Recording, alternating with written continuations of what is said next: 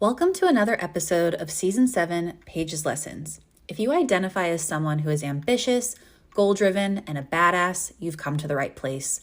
As a life coach, I made it my life's work to help goal-getters just like you overcome any obstacle as it relates to going after what you really want and making an impact along the way. As this season is titled Manifesting Your Dream Lifestyle, in every episode I will interview a guest who gives their unique perspective and wisdom around manifestation techniques, advice, and sharing empowering stories that will inspire you to never give up on your dreams. If you're listening to this mini-series, perhaps you feel a tad stagnant in your life because maybe the goals and desires have not come true yet. You may feel self-doubt because the dream lifestyle has not even happened yet, even though you have tried so hard to work on it. Don't worry, I've been there too. And this season will truly change your life. I know that's a bold statement, but I really mean it because I'm asking my guests specific questions with you in mind. My hope for this mini-series is for you to start manifesting with more ease and trusting yourself in the process. While I have personally manifested several things in my life, which is why I'm so passionate to dive right into this topic, I would rather add more value to the show by interviewing these experts because they are very intelligent and inspiring people. Please make sure to review the show notes for every episode because I created specific timestamps of each question so you can easily access the manifestation techniques, tools, and expertise. By the time you finish listening to every episode, you will walk away with at least one thing to work on, whether that's a journal prompt, an activity, something relevant for you as it relates to manifesting the life of your dreams. If you're ready to debunk some manifestation myths, gain some clarity on your next steps, then let's dive right into the magic. Our guest today is Megan Myers, a licensed clinical mental health counselor and career coach specializing in helping professionals navigate perfectionism and anxiety to gain clarity in their lives. With a background in corporate human resources and a DBT clinic, she now supports high achievers in balancing their goals and emotions, empowering them to show up authentically. Outside of her professional life, Megan enjoys exploring the mountains of North Carolina. Megan is known for transforming abstract therapy concepts into tangible, actionable tools, such as charts, graphs, and activities. She has a knack for facilitating deeper reflection and self-understanding. In this episode, Megan and I discuss the not-so-great feelings. You know, the ones that we always want to avoid, like grief or shame. But this is just a friendly reminder to you that you can still manifest even when these feelings are super challenging. Not only will you learn more about balancing the low vibe feelings while still having a strong desire to manifest your dream life, but we will also share some personal examples of how we both moved through really low points in our lives, and we both managed to see the light at the end of the tunnel. I am so grateful that Megan was a guest this season because I truly value her counseling expertise. And overall, she's just an amazing person. I love how she shows up so authentically in conversation. I met Megan through Instagram years ago, and it's amazing just what a little networking can do because now we're really close and I feel like I can talk to her about anything. Fun fact, this is actually Megan's second time on the show. Her first appearance on Paige's Lessons was season 2, episode 4, where we discussed why reflecting on your mental health matters when building your dream life. So make sure to check that out back in season 2. But here we are, season 7. Get ready to feel very validated in this episode. And remember to stay open-minded to the process, even when it feels like your manifestations are not coming true yet. With that being said, let's get right in today's show. Hey, Megan, thank you so much for being here and saying yes to being a guest on the show. How are you feeling today? I'm feeling good. Thanks for having me, Paige. I'm stoked to be here. Amazing. Well, before we start our discussion, please tell the listeners just a little bit about who you are. Yeah, I'll give you the more personal side since you know I'm a counselor, all that good stuff. But I live in Asheville, North Carolina. I love hiking, backpacking, all of that good stuff. And I've been in private practice for a little while now, but I like integrating community too. And so I think those are just a little bit of, the important things in my life too. I love that. And I did visit you in Asheville and we had so Yeah. much fun together. It's an amazing place, good vibes. One of the many reasons why I think we're friends too is just like our similarities and our interests with like travel and hiking and things like that. So I love that. Um, Yeah. so in every episode of this season, I want to highlight a different category regarding manifestation. So, as a holistic life coach, I help my clients build a dream life that aligns with their values. And in my sessions, whenever I talk about manifestation, some clients know exactly what I'm talking about. We're on that level, while other clients are straight up confused or they want to learn more about manifestation. So, my goal for this season is to really address any manifestation topics, tips, advice, and real life examples so that the audience can really walk away with more clarity on how to manifest their dream life. And I personally have so many positive examples of the people, places, and things that have come true, I have manifested in my life. But I think it would be more valuable by adding unique voices and perspectives to the podcast. So I'm dedicating this season to really interviewing others on their expertise or their stories to really empower and build the life that we want. So, Megan, I have you here today. Really grateful for you. The number one question I ask every guest on this show is, how do you define manifestation? I love that question. And I love this goal too. And I just want to say part of the way that I define manifestation is thanks to you. I feel like I learned so much about it from you.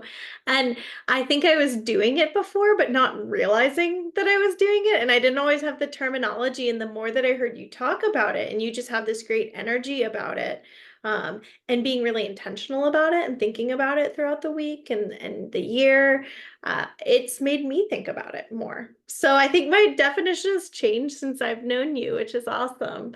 Um, so I would say my definition of manifestation has to do with inviting things into your life with your energy, kind of embodying that energy and having an open heart and open mind to whatever it is that you're hoping to accomplish in your life. And I think for me, it really has to do with that open heart, um, and trying to tap into that energy somatically too. So from the body, thinking about being open to it, just both in our mind and in our body and the way we're carrying ourselves. Can I share a really quick story Mhm. while you say that? Please, please, I want to Because hear. because you say energy, which is like really, I'm very energetically open and intuitive and an empath in that way. Like energy is very important to me. But I want to just share, as you were speaking about your definition, the first time I visited you and your dog, Bailey was so like sweet, and she came to me and you said that she usually doesn't do that with strangers, but you literally said, you must have really good energy. Bailey must be like sensing this. So like, I don't know, it just brought me to Bailey of like I the love that. importance of being open, and even animals can pick up on it. So I just wanted to share that little cute moment that I had with your dog around energy. Yes. You guys did have a moment. Yeah. I love it. So what do you think are, because manifestation is such a hot topic, so many there's just so much to unpack there. What are some in your life? What are some barriers or limiting beliefs about manifestation? Yeah. I'm so glad you asked this question because I think that sometimes people can have a gut reaction to hearing, well, manifest it, work on manifesting it. And that might bring up some feelings. And so I'll speak personally from my own life. That way I'm not, trying to speak about someone else's experience. But I think when I'm in a place of, maybe a place in my life that's feeling harder, and a place that's feeling more frustrating, or I'm feeling more stuck, I could see feeling um, a little bit invalidated if someone came up to me and said, manifest it. But that's my own stuff. That's not them. And that doesn't mean that I can't manifest things. It's my own stuff coming up, maybe feeling like, oh, well, they're not recognizing what I'm going through, or they're invalidating my feelings, or they're not seeing how hard things are for me right now. And so I guess the first thing that I think could come up is our own kind of like the feelings that we have about maybe not feeling seen or understood. If we're being told to manifest something, not be feeling totally, excuse me, seen in our feelings and validated in our feelings. Um, so again, I think that's inner stuff. That's not the person who's telling you to manifest. That's not their stuff. Um, but that's one thing that could come up. Yeah, I agree with you in terms of the invalid, like it kind of reminds me of toxic positivity of like, oh, there's a there's a whatever, silver cloud, silver lining. Um, when it's like you're not acknowledging what my reality is right now. We're kind of just like going straight through it. So I agree. I think there is this sense of not feeling heard and it feels like shit. So Mhm. in those moments when, without suppressing those emotions, that's really hard. Is there a way we can kind of balance the two where we can still acknowledge our feelings of, wow, this is really hard, I'm nowhere near this thing I want to manifest, but I'm also like being real too of like I still have the desire and that's okay. So maybe do you have some examples of how can we balance those two? Yeah, I love how you acknowledged we can have both. Mm. We can have these heavy feelings and we can have the desire to manifest something. And the two don't have to cancel each other out.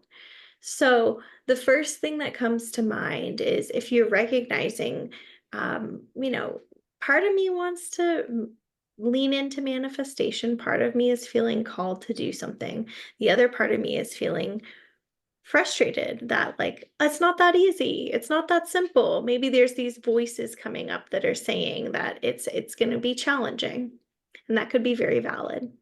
um, the first thing that comes to mind is slowing down and recognizing where you're at. What are the feelings that are coming up for you? Are you in a place where you're noticing grief? Are you in a place where you're feeling fearful about the future?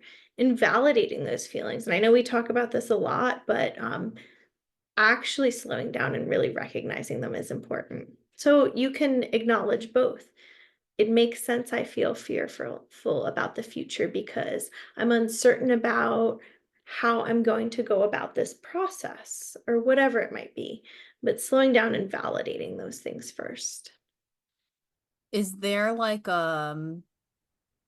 do you see with your clients that you work with the acknowledging the both, is there any resentment even in that? Resistance. Yeah. Resentment, Yeah. resistance. I'm a little more aggressive. Resentment. Yeah. Yeah, talk about, I guess, the resistance to that. So I do think that comes up. People like to have things in boxes. They're like, excuse me, I can't do both. Pick one. Pick one for me. I can't be happy and sad at the same time. Like pick one. So there is discomfort in acknowledging that two things can exist that are maybe a little bit conflicting at the same time. So I do want to acknowledge that discomfort. If that discomfort is coming up for somebody, fair, valid. But that also might mean you need to slow down a little bit more. Maybe you're jumping through these feelings too quickly. So really slowing down and acknowledging those feelings. I have like a Mad Libs fill in the blank that I use with my clients, and I used it before, but it makes sense I feel blank because blank. So that's my favorite way of validating feelings, and saying that to ourselves. Maybe journaling about them. but then also acknowledging the and would be, and here's some things that I hope to lean into or manifest. Here's the energy that I hope to lean into. So spending some time with those, you know, feelings that might be coming up that are creating a barrier for leaning into that manifestation. And then when you feel ready, leaning into that space. I like the Mad Libs piece. That's pretty fun. That's a very simple way. I mean, let's be honest though, does Mad Libs still exist or is that That's like a good totally a question. I have no millennial? idea. Yeah, people might be like, what is Mad Libs? I don't know. Just Google Um, Mad Libs, people. yeah, Google do it. it. Do yourself a favor. But I do, and it sounds cheesy, but actually saying that out loud to ourselves or in our head to ourselves helps take like an emotion from a 10 to an 8. It like takes it down a notch because the moment we feel like I'm allowed to feel this way, we can move through it easier. Yeah. Because when we say acknowledge, and can you also help with like slow? You said we need to slow down. So to me, I'm thinking of like breathing, but like, what do you mean by we need to slow down the emotion or slow down to acknowledge that? Yeah, I think in order to acknowledge what slowing down is, I have to tell you what it's not. Okay. And so when I see someone say, "Oh yeah, I felt that way, but yeah, I mean I thought about it and I'm good." I'm like, "Are you though? Are you?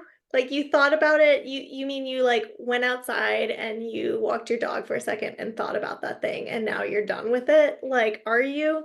So it's really acknowledging like, does this feeling still come up in my body? Is it still coming up in my thoughts? Do I need to spend more time with that feeling? Um, when it comes up, does it still feel intense? Like when I talk about it, do I feel an intensity about it?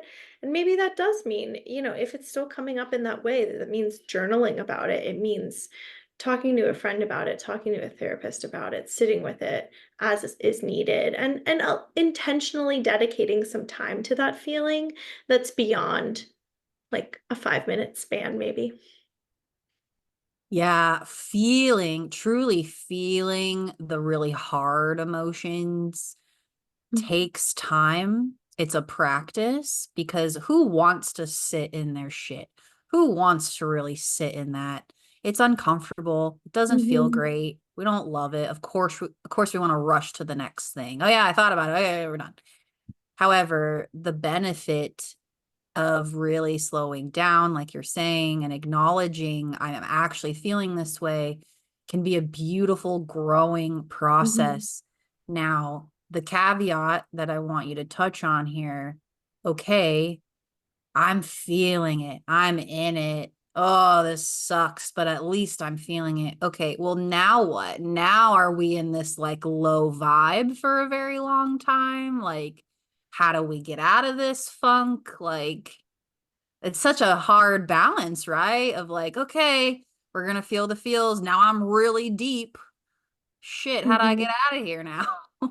Yeah, no, that's such a good question. And I'll talk about it from the place of like maybe for someone who's not needing like a high level of support or like medication or things like that. I'll talk about some things people can do when they're feeling it, but maybe don't need like that consistent additional level of support because I think that's its own separate kind of topic and situation.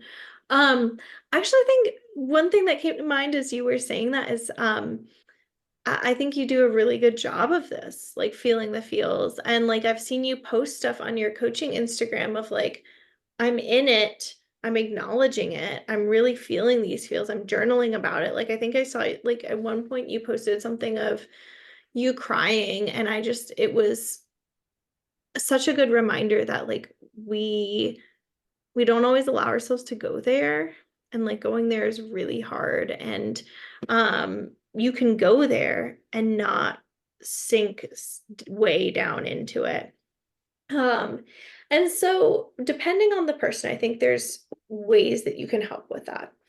The first thing is I will tell the people who are really good at feeling their feelings and find that they really sink down into it, have a plan for coming out. So, if you're going into your feels and you're going to kind of sit in that heavy space one day, do you have a plan with a friend the next day? Are you going for a run the next day? What are you going to do to help move through that the next day and kind of come out of that and put yourself in a different space, different energy? Um, and what do you typically need to come out of those spaces? Do you need community? Do you need to not feel alone? Like, do you need to work it through your body and like go for a run? Obviously, there's things you can do other than go for a run or hang out with a friend. Those are two things that just keep coming to mind for me. But dancing, listening to music, there's so many different ways to help move these feelings through. And I think, as people get to know themselves and how they process their feelings, they'll figure out what works for them. But I would say have a plan for coming out of that space. The other thing would be, once you get into a space that's there's a point where I start to notice with clients it's no longer serving them. Like there's a point where they're processing it and they're coming away with like, oh wow, I realized this about myself. This is really important. I'm letting this out. It feels really cathartic. And then sometimes a switch will flip and it's starting to be like, I'm stuck here.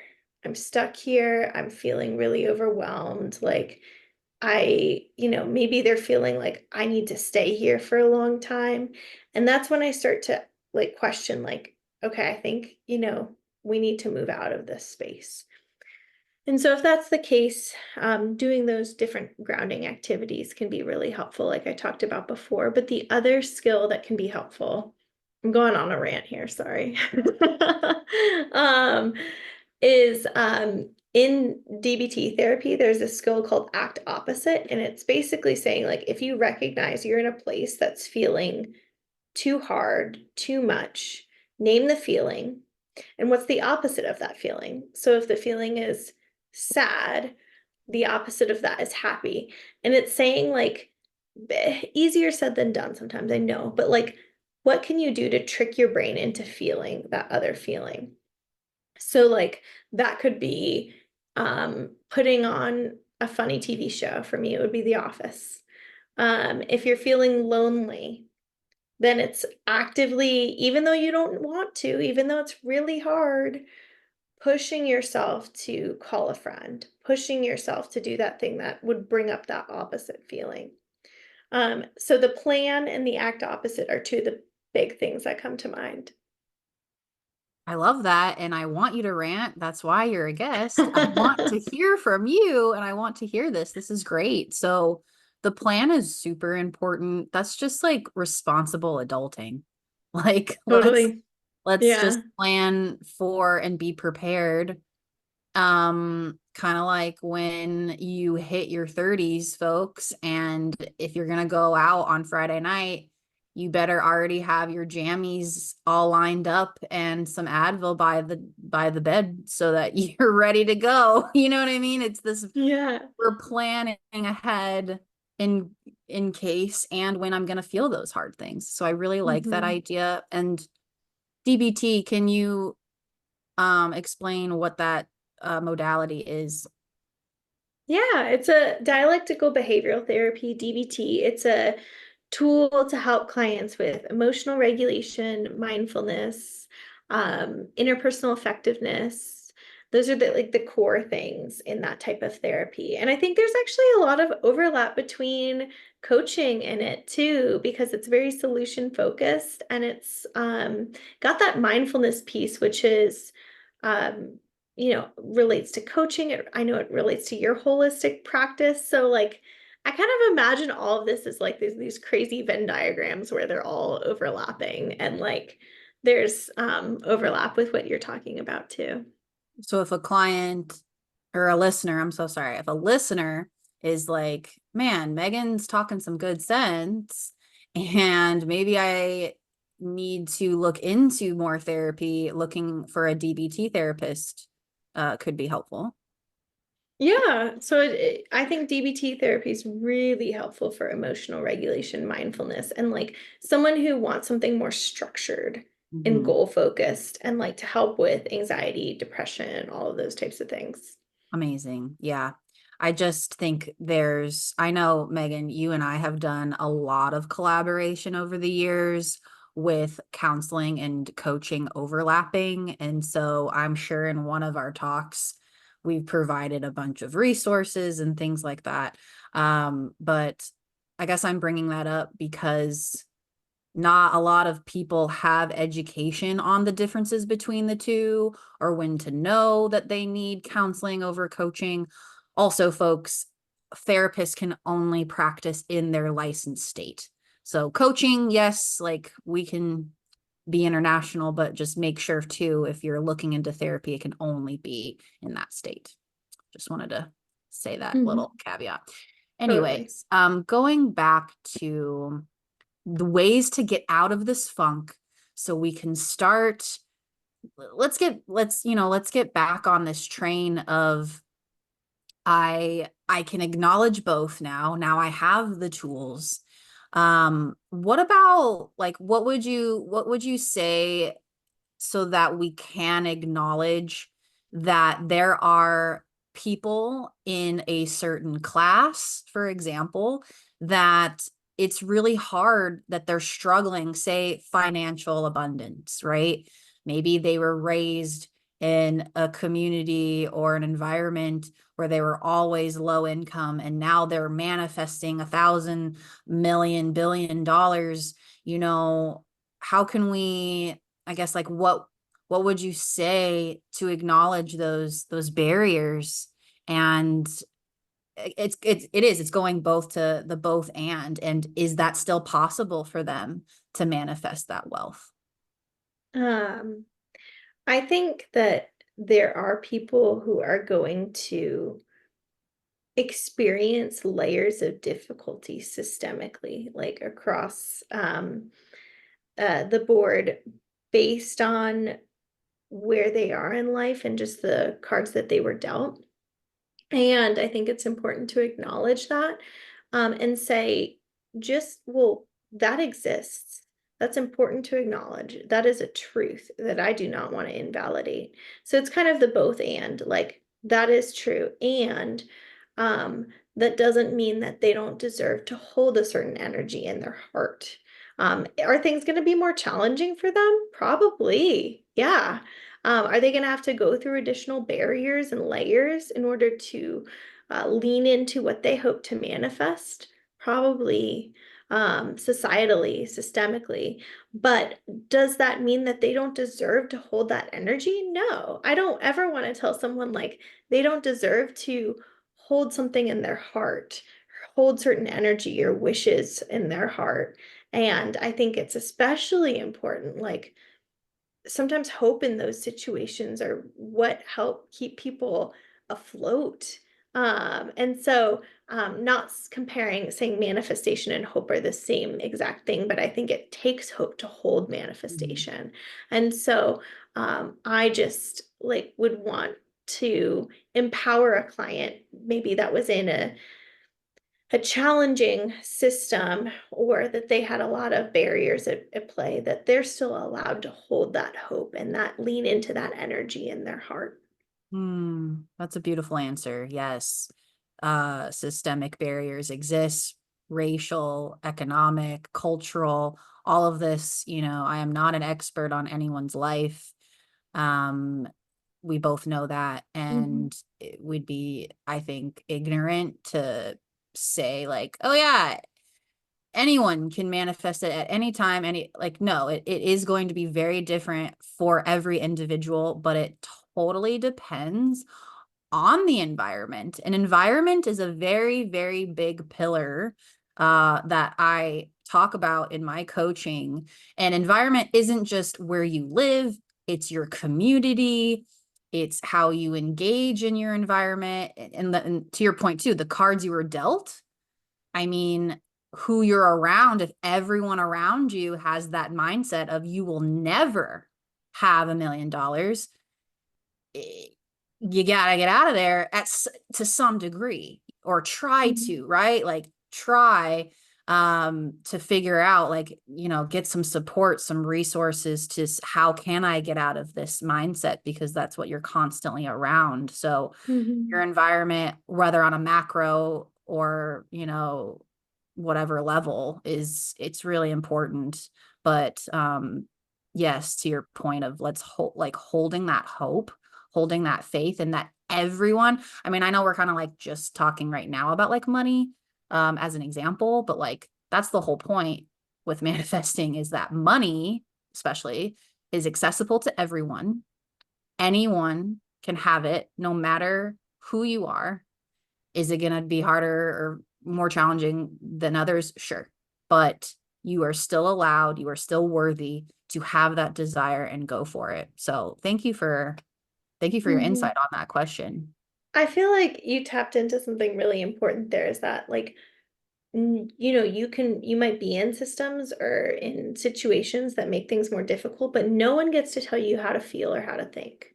Like that is at the end of the day, that is you. You get to decide that. And yes, society is going to impact that. We're all going to be impacted by, the outside noise, but like when you really center inward, like you get to have control over your thoughts. And sometimes, like, that's all people have control over, depending on the situation that they're in. So, like, that's what I feel like I talk about a lot in counseling, is like, we got to tap into that energy. And I know you talk about that in coaching too. It's like, that's the foundation of all of it. I agree. And not to like, I guess as I transition to this next topic that's been pretty heavy is, and since I really value and trust your expertise and your education and your personal life, I think we need to talk about grief and manifestation, Mhm. because everyone at any time, no matter who you are, will experience grief. Grief can be a variety. It doesn't have to just mean a loved one passing. It could be you're grieving a relationship, you're grieving an identity. Grief shows up, and yes, there's stages of grief, but it doesn't have to be linear. We know this from our counseling therapy training. However, to someone just listening in, and if they're experiencing any kind of grief, how can we hold and acknowledge grief, because that's a heavy one, um and manifesting. So I don't have really a direct question for you, but just like thoughts on that, thoughts on holding both and your experience. Yeah, I'm glad you brought this up because I know this is close to both of our hearts too. I feel like in order to answer that question and just kind of my thoughts on it, I have to share a little bit more about my personal story. And something that comes to mind is that I had a situation where I was uh, like trying to lean into manifestation. At the time, I don't think I knew it was manifestation because I don't know if I had the terminology, but that's what it was.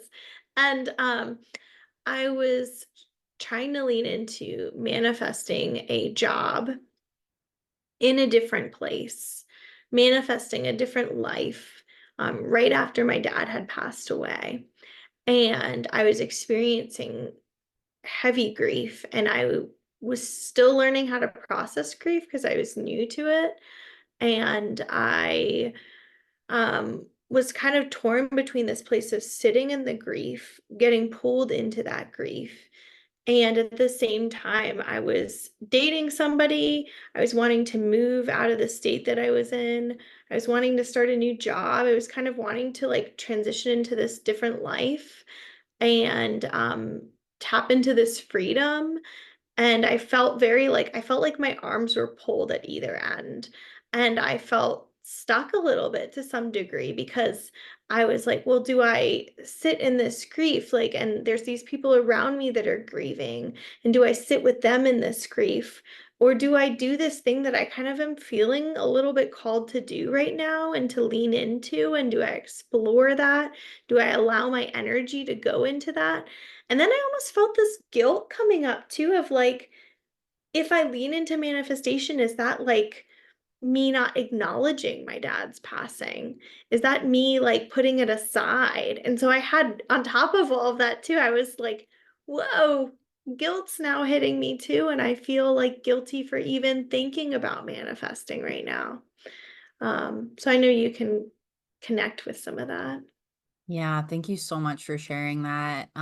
Grief and guilt, those two G's. Oh my God.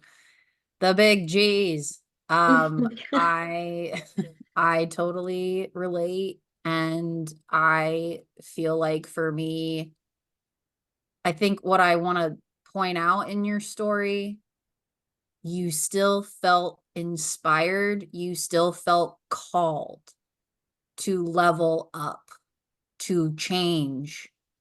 And that is a beautiful growth that I know your dad would have wanted. It's Mhm. kind of like this, it's it's this, you'll never know when it's quote appropriate to move on with your life. And moving on is going to look differently to everyone. And then going back to environment, like you said, with your friends and family grieving, and oh, am I guilty for doing this? But you're doing it for you. And it's, I'm bringing in spirituality into this because for me, I have a specific relationship with God, like, and that is me and his business. It is just between us. So anyone that judges my spirituality or religion or whatever, you can't touch it. And same with others. I can't touch or tell others what to do or what to believe or what to think. I respect and acknowledge autonomy way too much. So anyway, I'm sharing that because there is, and same with like your dad, right? Like we all have this, how we're going to grieve, how we're going to process that. But at some point, there is a part of us that wants to move forward, and only you will know when that's right. And the desire can still live there. But it's hard also to not feel any judgment when you are making that leap, right? So I'm sure Mhm. that was hard for you too, of like, I still want to do this thing, even though I'm leaving like maybe others behind or. Mhm. I appreciate you acknowledging the judgment piece too, because I think that's like, oh, yeah, that's probably a little people pleasing coming up in Mm, manifestation too, of like trying mm, to balance my own wants and desires with like the other people around me. Um, and I guess kind of how I ended up leaning into that voice is I acknowledge that this grief is going to be long. And it's gonna be there, and it's gonna be there my whole life. And that, I was acknowledging it without a doubt. And I was like, I have to.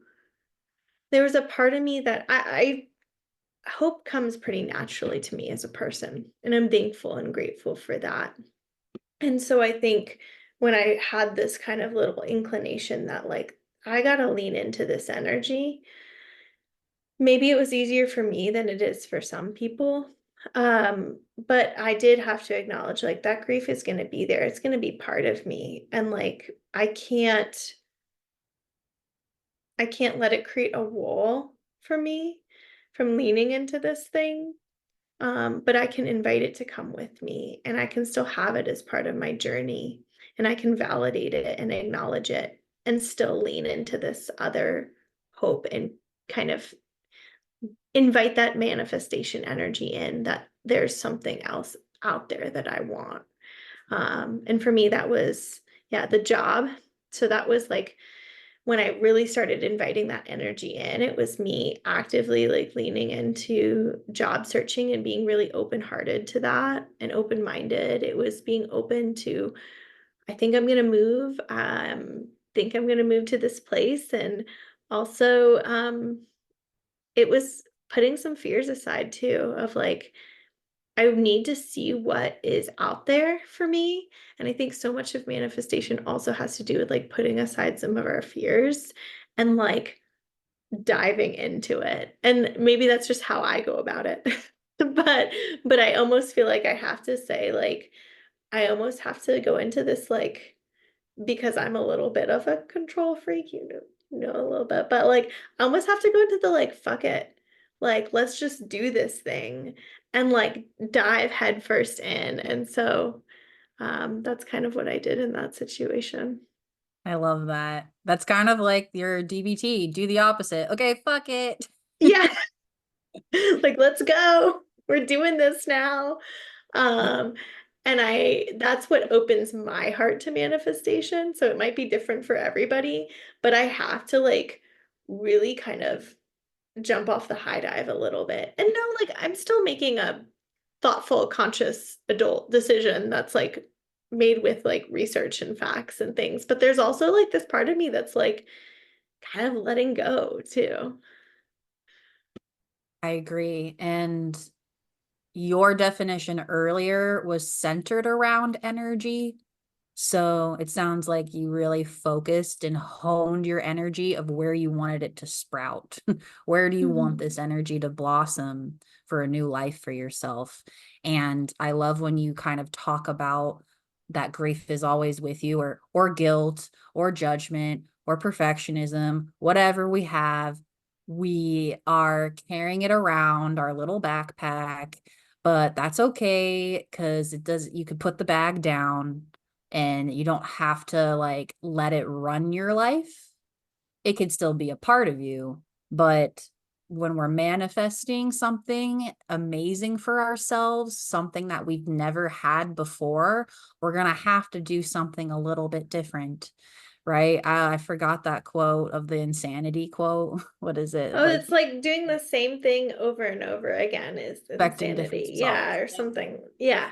So Yeah. jumping off the high dive, as Megan puts it, is super important. And, there's a lot of stuff out there too that I'm sure we'll get on podcast with other guests about being delusional. Delulu is the term nowadays. And Oh my gosh. sometimes that's the way to do it.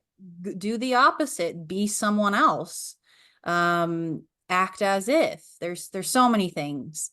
But at the end of the day, I think the theme overall here with this podcast is to, at least in this episode, is to acknowledge the both, and knowing when to be in these really deep hard emotions and not letting it take over everything, because you're still worthy and you still deserve these desires for yourself and to make a better life for yourself. And while some people might be a little bit more challenging than others, but it's not impossible.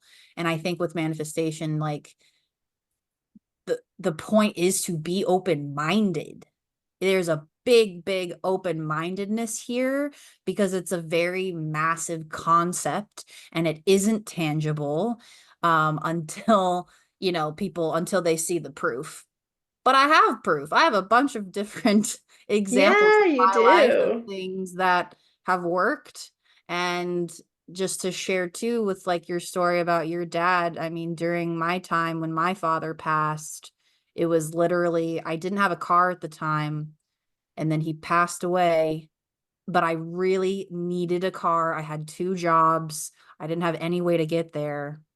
And within 2 days, I had no leads, but within 2 days of his passing, I got this amazing deal on a car, like out of thin air. It was really cool. And I always say that was his gift. It was like, oh, thanks, Dad. You Yeah, see me. But it's I stuff feel like that that. of like, I'm still determined. I'm still gonna go after what I want. And now I have my dad as an angel to support that. But I can still miss him. I can still be mad at him. I can still be mad at myself. I can, there's all the things about grief, but um it's really cool when these things happen. It's especially out of the thin air stories that I really love, because they're so like, Yeah. they feel random, but actually you've been focusing that energy for a very long time and the universe is Mhm. responding to that. So Yeah, for me, it's so much about that open-minded piece, like you're talking about. I love that story with your dad. Like, I feel like if we are like, call it open-minded, call it energy, whatever you want to say that feels resonates with you. But if you're holding your mind and your heart in a certain way, you are going to have more open doors than you would if you were holding your mind and heart in another way. And I even think of like, um, I've done a lot of career coaching in the past. When someone's energy is closed-minded and they're going in and they're meeting people and they're talking to people and they're interviewing, other people can feel that. And that's probably impacting how they're showing up with those people and how those people want to support them. And so, like, the energy that we carry impacts, like, it has this ripple effect where it impacts the people around us, it impacts the opportunities available to us. Um, so it's so important.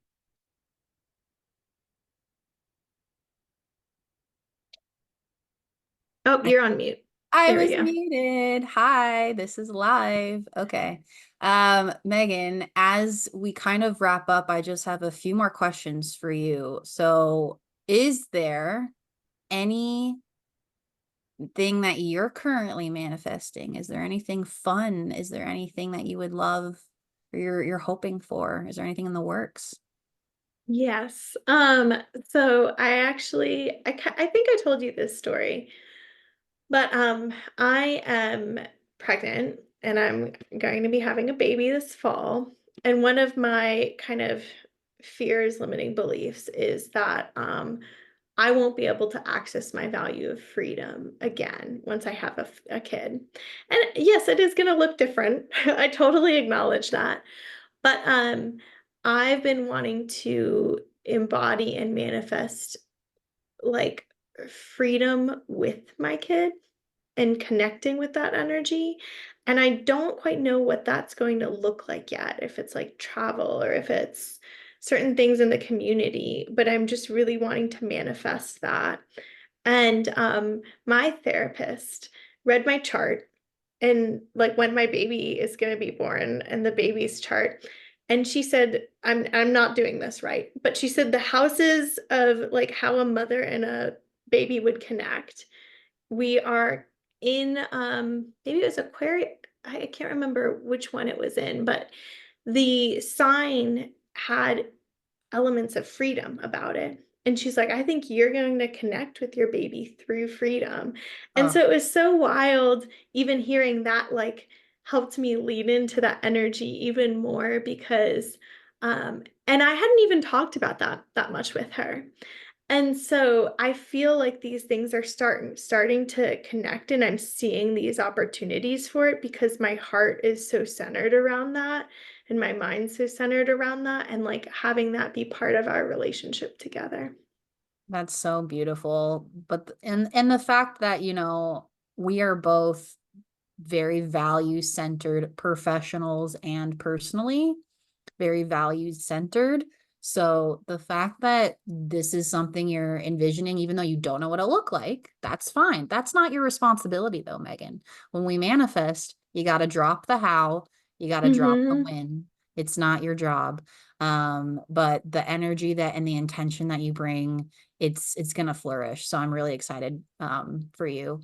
And Thank you. lastly, I would love for the audience to have some kind of take away, some type of activity or something to chew on by the end of this, because I hate the podcast, honestly, where you're just yapping and there's no I mean, this goes to Action just my item. like, you know, you know what I'm saying? Like I Yeah. want someone to really be like, "Oh, I actually can do this exercise or I actually Mhm. can in create this for myself." So, what do you have for the audience?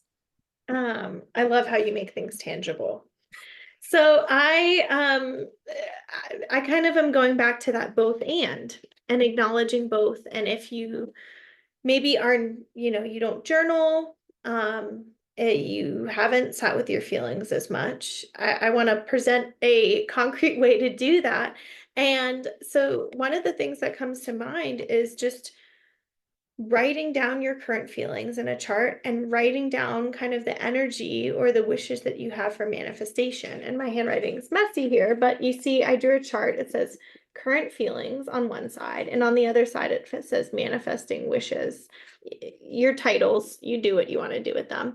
But I think that that would help acknowledge that there can be both of these things, and we can have both of them existing at the same time, and one doesn't have to cancel the other out. And I think if we know our current feelings that are coming up too, we also might know what barriers might pop up in terms of limiting beliefs, fears, things like that, that might make manifestation a little bit harder.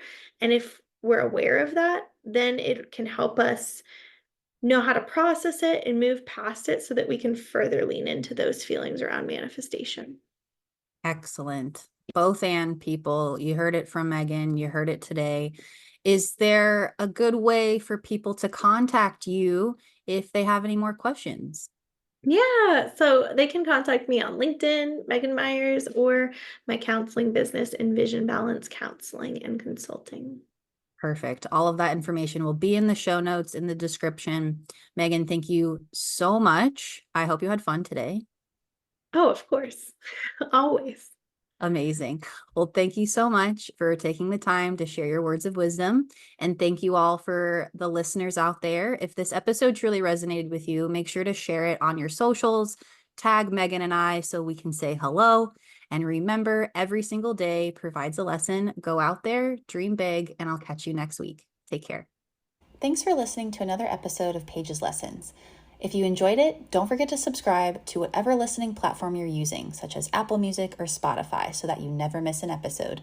Don't forget to follow my account using your favorite social media platform, such as Instagram, Facebook, or TikTok, all using @PaigeMitchell.coach. Subscribing helps more listeners like you keep the podcast alive and updated with the most latest content. Plus, I'd love to hear your feedback. Leave us a review and let us know what you think. See you next time.